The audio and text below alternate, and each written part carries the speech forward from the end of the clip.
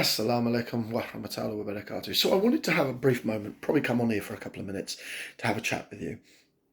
I wanted to stress how incredibly different the Syrian migrant crisis is from the Ukrainian migrant crisis. You see, the mechanics and social economical situations and much of the migrations of the Syrian people were finding their inability to acquire themselves amongst their own geopolitical allies and their own fellow Muslims, whereas Europe was, who the fuck am I kidding? The difference between the Syrian migrant crisis and the current Ukrainian crisis is based upon the matter of someone's skin colour and their religion.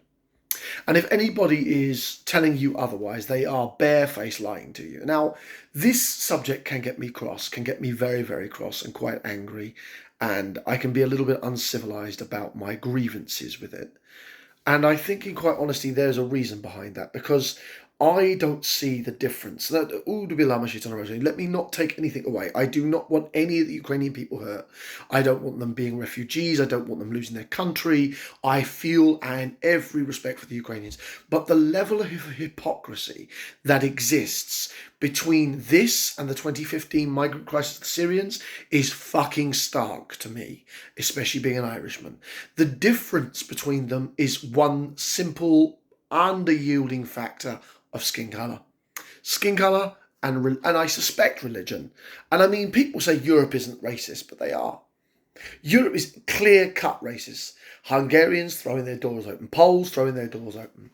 Lithuanians, Romanians, they're all there. Germany, all live, long live Europe. Save our Ukrainian brothers. Now, again, I don't have a problem with the Ukrainians. I really do wish them the best. But there was none of that level for Syrian migrants.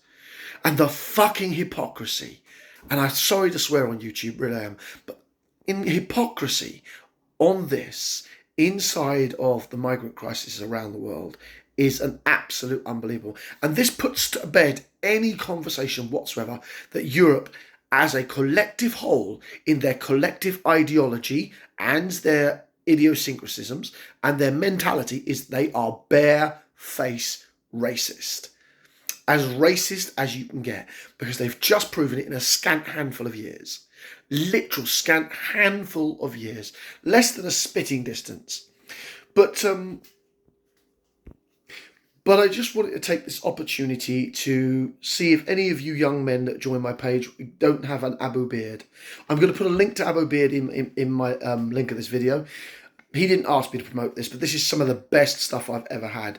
This cedarwood stuff, it's not cheap, boys, I'm not going to lie to you. The cedarwood Abu beard oil is amazing.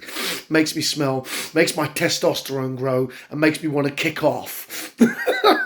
So if you're feeling manly, the cedarwood from Abu Beards, father of beards, is brilliant. Absolutely brilliant. And I'd advise anybody to use it. But anyway, back to my point. The Syrian refugee crisis and the Ukrainian refugee side crisis, the only difference between them is creed, religion, Christianity to Islam, and skin colour. And to be fair, most skin colours of Syrians, I mean, people don't remember this, the skin colour of Syrians is incredibly light. The Syrians are actually some of the most fair-skinned